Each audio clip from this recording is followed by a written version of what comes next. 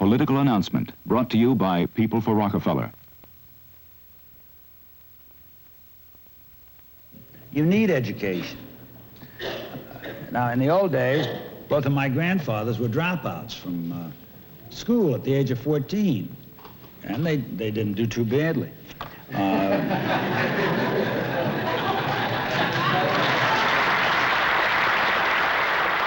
Nelson Rockefeller. I am General James Gavin. I'm an independent. It gives me a great deal of pleasure to introduce this film because I would particularly like as many people as possible to meet this man, Governor Nelson Rockefeller, the man whom I admire tremendously and I'm supporting for the presidency of the United States. He has that rare quality of understanding the domestic problems, knowing how to solve them, and then solving them. And one of the candidates said the answer to our cities, move all the people out of the cities. Well, anyone who's lived in the city knows the people are not going. They don't want to move out of the city. They like to live in it, but they want a decent place to live in the city. Why can't we make these cities beautiful places to live?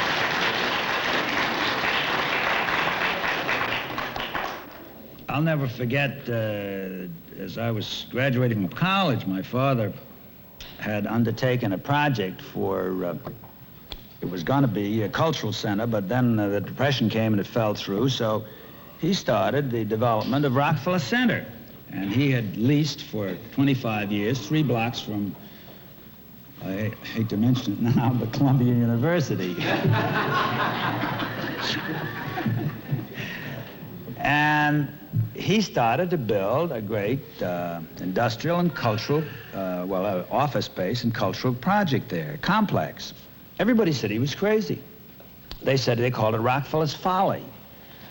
They said that, you know, they don't need any new space, that we're in a tremendous period of depression and so forth. But he had faith in the future of America. This was 3 blocks of speakeasies. Now it is the symbol and the center of New York. And it was this same spirit that the state is now building, an office building and a cultural complex in the heart of Harlem. We have faith in the heart of Harlem. We have faith in the people that live there, and we want to see the same kind of renaissance and regrowth and development. And believe me, as we stand here, as you sit here and I stand here today, I'm saying I think we're going to see the greatest period of regrowth of our cities, and we're going to see beautiful places to live where you can bring up your children in the kind of environment that is going to make it possible for them to be the kind of citizens you want to see them be. They get good education, they have cultural opportunities, recreational opportunities. This country, if it puts its mind to it and gives a national commitment back of it, can do anything. And these are doable things, and I have deep faith that now is the time to do them. Thank you. Okay. The most popular Republican candidate with the American people, Nelson Rockefeller, has been coming up from behind in the race for his own party's nomination. In the first 6 weeks of his campaign, he traveled to 20 states, even while he carried on the tough job of governor of New York during the crucial last days of a legislative session. With the end of the legislative session, his campaign moved into top gear. Then on June 5th, the nation was stunned by tragedy for the second time in 2 months. An assassin had shot Senator Robert Kennedy.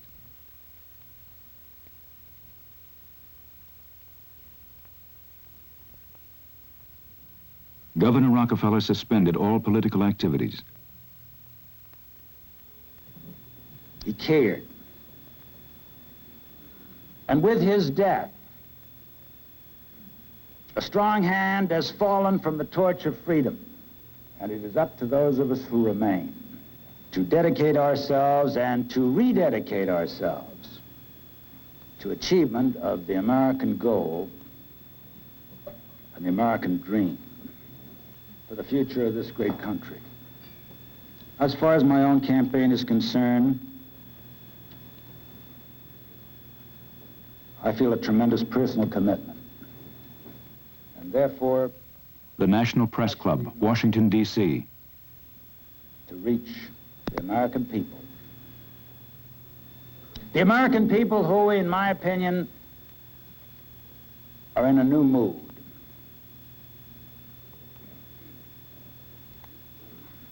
a mood of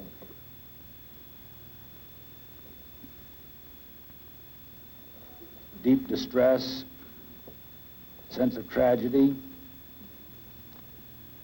But the people have got to make a choice in this country. And this choice will be made first by the parties and then by the people. But the people will influence the choice of the parties. They've got to choose between a new leadership or the old politics. A new leadership that can see America as it is, can see the world as it is, can see the realities of the world in which we're living, can see the meaning of change, can see the forces that are evolving,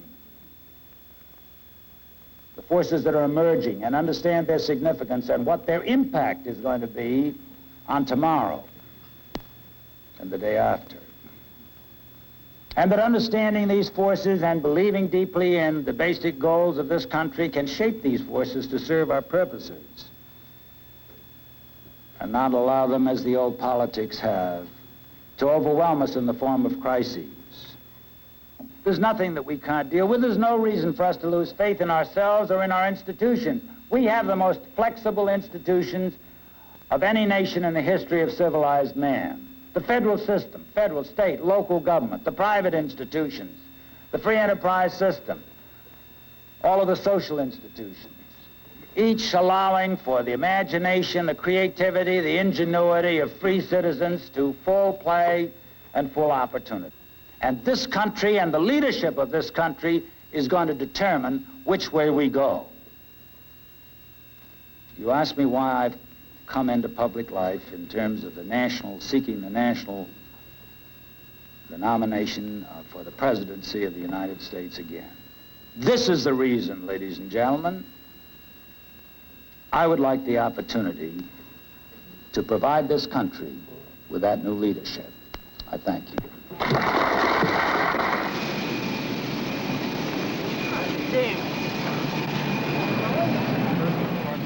Nelson Rockefeller puts his campaign back into high gear. He has already traveled over half the nation. Now Rockefeller feels that he must personally present himself to as many people as it is humanly possible to do. He determines to cover the country before August 5th to explain his views and discuss the issues with all the people.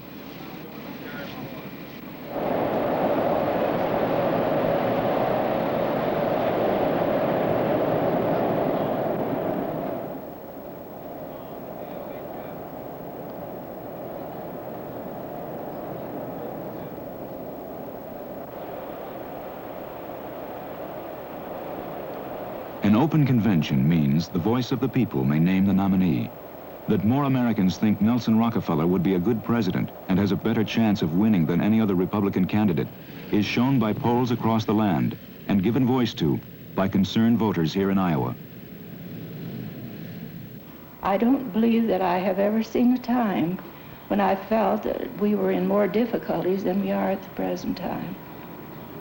And I don't believe that I have ever felt so strongly that we needed an individual that was fitted to be a leader and an efficient one with a great deal of vision and a great deal of experience. And you know, I might as well tell you, I feel that that individual is Nelson Rockefeller. We're confronted today in my party with a sewed-up situation, so they say. The powers in our party say that Richard Nixon has the nomination in his hand. He'll be able to do as he pleases.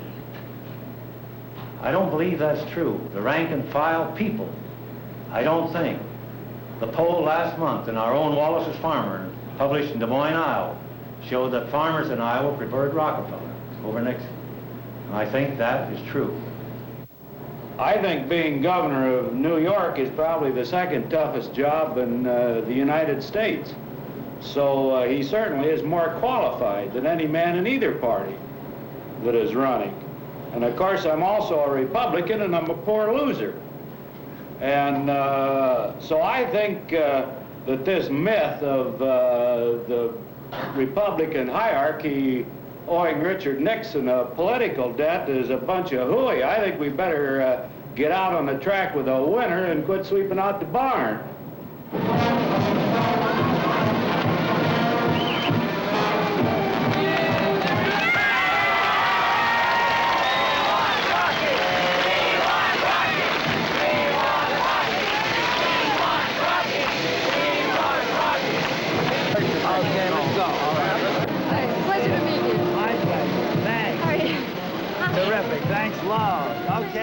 I'd just like to say that if my visit here today interferes with any of your academic activities, such as sit-ins or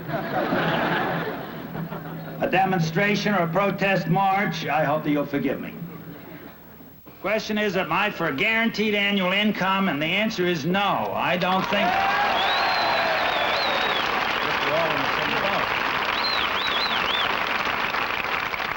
I guess I got one right. All right, maybe I better go to this side again. Who's got another question? Mr. Rockefeller here, sir. Yeah, here's a young man right here. What's your stand on open housing? My stand on open housing is it should be open. We passed that law 6 years ago in New York. Question is, in connection with the draft, do I favor the removal of General Hershey? I really think he's a symbol more than anything else. But I think it's a little bit... well, I won't make that comment. I will say this, that if the law was changed, I think he probably would retire. But he's done a great service to his country, and I don't want to belittle him, because he's a tremendous guy.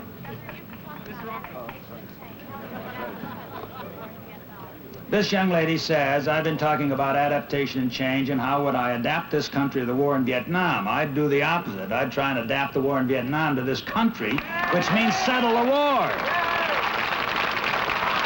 Let me just follow that for a second. I'd like to say this, that in my opinion, this is a perfect example of where our concepts about what was going on in the world and our actions were not fully related to the facts. And I think that our concepts as to what kind of a war we were fighting were not correct. I think that the thought was that this was communist aggression across the frontier, as in the case of North Korea invading South Korea.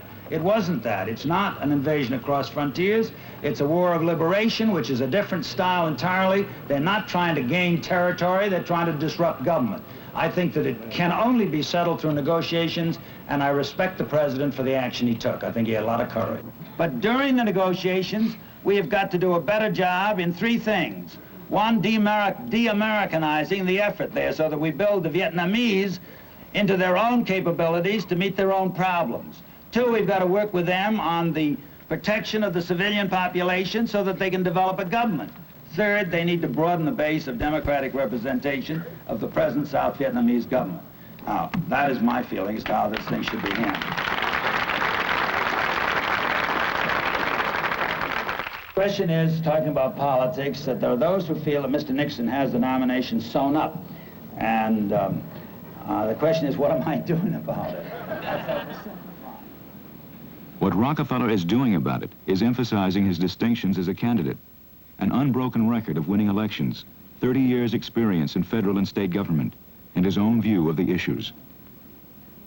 I disagree very strongly with what Mr. Nixon has said in a recent article which just came out about the war, and I read, there is no alternative to the wars going on.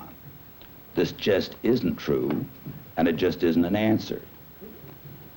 He says we have to stop it with victory, or it will start all over again in a few years. I don't think that's true. I don't think that that is an acceptable concept to the American people or a fact as far as our international relations are concerned. It is not a war of invasion. It is a war of so-called liberation.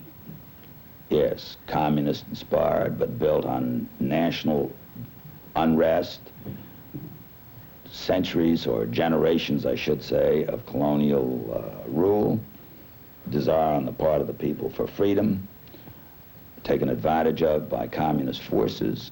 I think that escalation of military activity has proven that the combined forces of the enemy we fight, which is not just the Viet Cong and the North Vietnamese, but includes China and the Soviet Union, can and will meet any escalation in manpower and in sophistication of weapons that we put into the field, right up to nuclear war.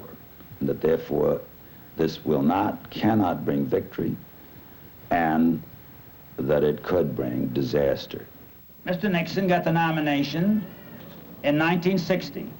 He'd been in the Congress, he'd been in the Senate, he'd been vice president for 8 years of a Republican administration, favorably regarded by the American people. He lost the election. Why? One makes an analysis and looks at the facts. He carried Pennsylvania until he got to Philadelphia, and then he lost the state. He carried New York until he got to New York City, then he lost the state. He carried Illinois until he got to Chicago, then he lost the state. And this is why he lost the election. He couldn't carry the big cities. Now, I'm not here to say why he couldn't carry them, but he just couldn't get the people's vote. And this is the key to getting elected. So the question is, the delegates have to ask themselves, what has happened to Mr. Nixon in the last 10 years that is going to make him more acceptable to the voters than he was 10 years ago after he'd been vice president for 8 years? Now, I apologize for saying this. I like Mr. Nixon. He's a brilliant man. He's a very able man. Can he win the election? And this is the problem the delegates have got to face up to and make this decision. In 1962, Dick ran for governor of California, and I ran for governor of New York. I ran 395,000 votes ahead of the total vote of all the congressional candidates. There's a congressional candidate for every district, and so their total vote, they get the same voters that the governor does. And during the period that I have run 3 times for governor, we have never lost an incumbent candidate for Congress. The same year Dick ran in California, he ran 147,000 behind the total of the congressional candidates. There were 8 new districts, and they lost all 8 of the new districts. You've got to run ahead of the ticket if you're going to help local candidates. Otherwise, you're being pulled by the local candidates instead of pulling them. And my strength to this party is the ability to inspire the confidence of people outside of our party to vote for leadership from our party. And I've always run only on the Republican ticket, and I've always started way behind. And I have just gotten reelected in New York. We're a million minority party in New York. New York City's 4-to-1 Democrat registration, and in all immodesty, I have to say that I came within 70,000 of carrying a city of 8 million. I carried 3 of the 5 counties in New York City, and that's the first time a Republican has done so. Because, why? The programs that this administration in New York has carried out, the people feel reflect their best interests. Their understanding and their human awareness, and they're realistic and sound in their fiscal integrity.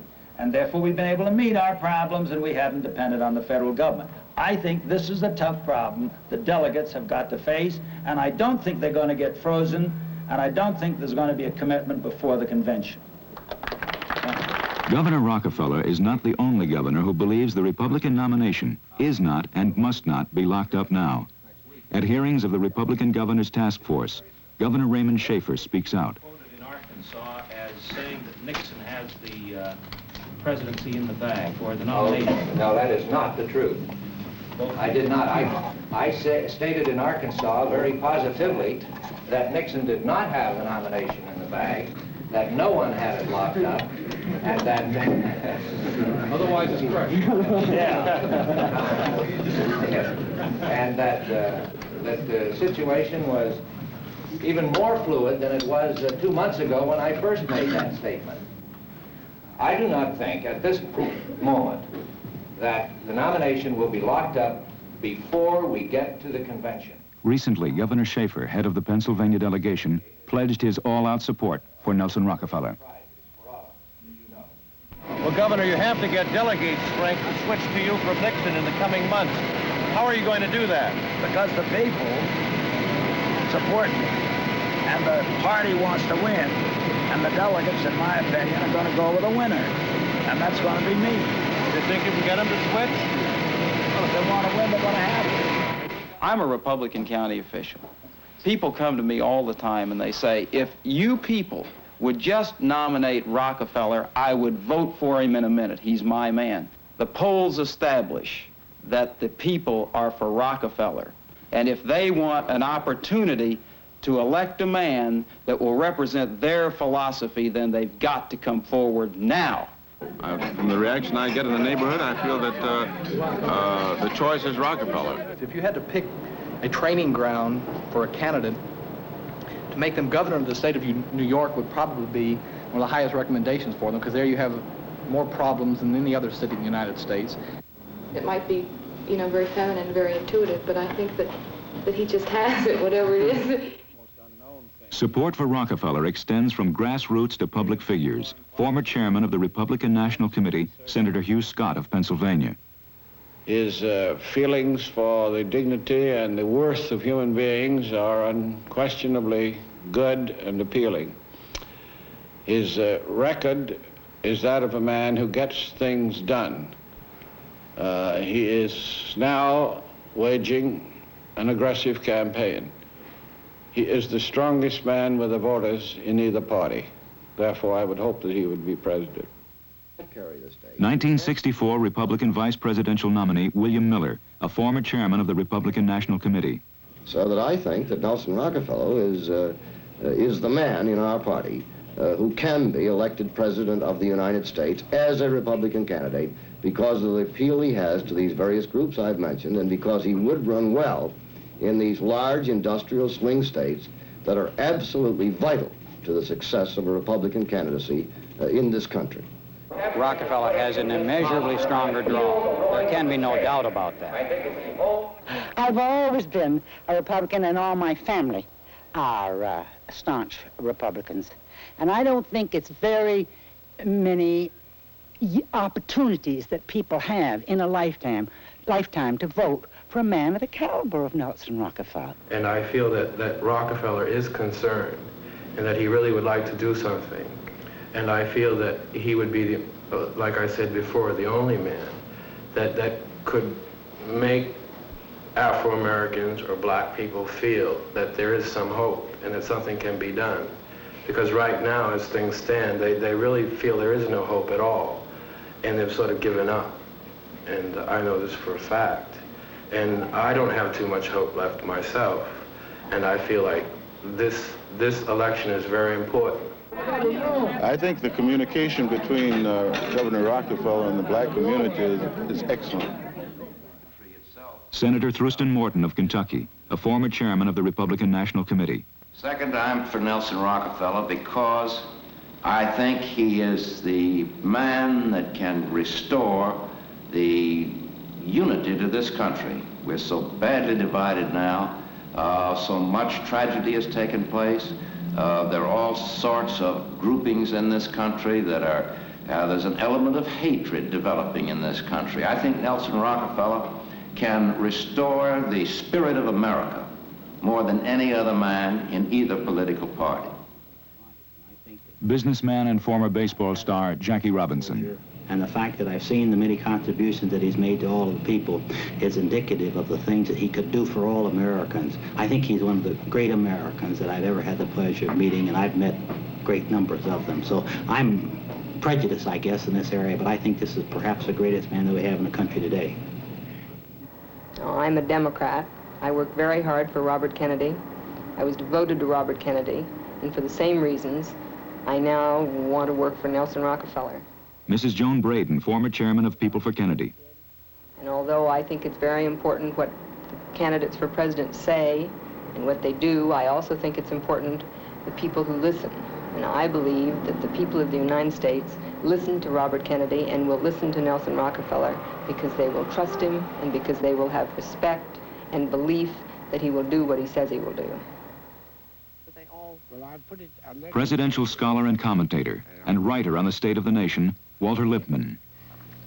I think man who ought to be next president is Rockefeller. And I'm for Rockefeller not because I think I know exactly what he thinks about Vietnam or whether I agree with what he thinks about Vietnam. I'm for him because the great problem is what we do inside this country, which is in a mess. And I think Rockefeller is the ablest candidate in either party for dealing with our internal affairs.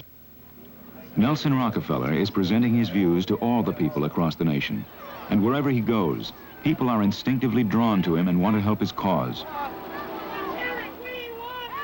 But many concerned voters feel cut off from the vital business of choosing presidential candidates. The Republican nomination for president is still wide open, but the man on the street questions how much he can do about influencing the choice in Miami on August 5th.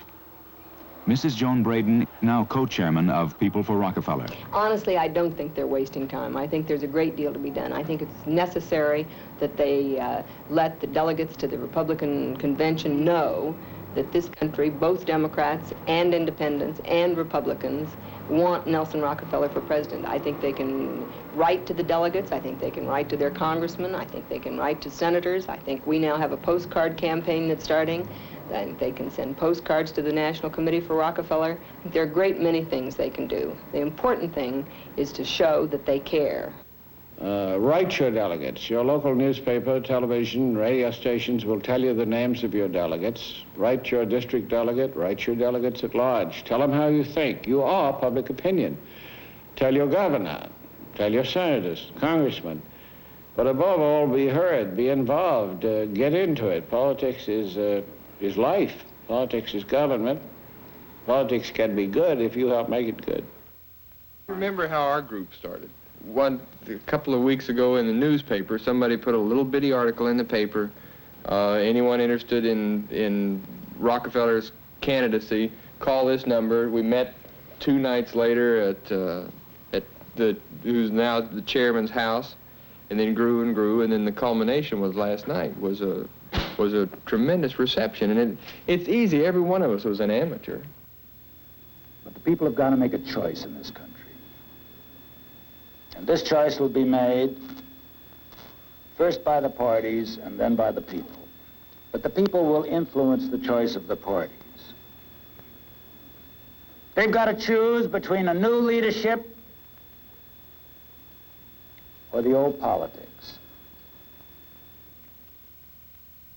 The new leadership or the old politics. Republicans, Democrats, Independents, you can make your choice count by sending a card or a letter to People for Rockefeller, Box 1643, Washington, D.C. Just say, I want Rockefeller for president, or whatever you like. We'll make sure your card is sent to your own state delegation. Send your postcard today to People for Rockefeller, Box 1643, Washington, D.C.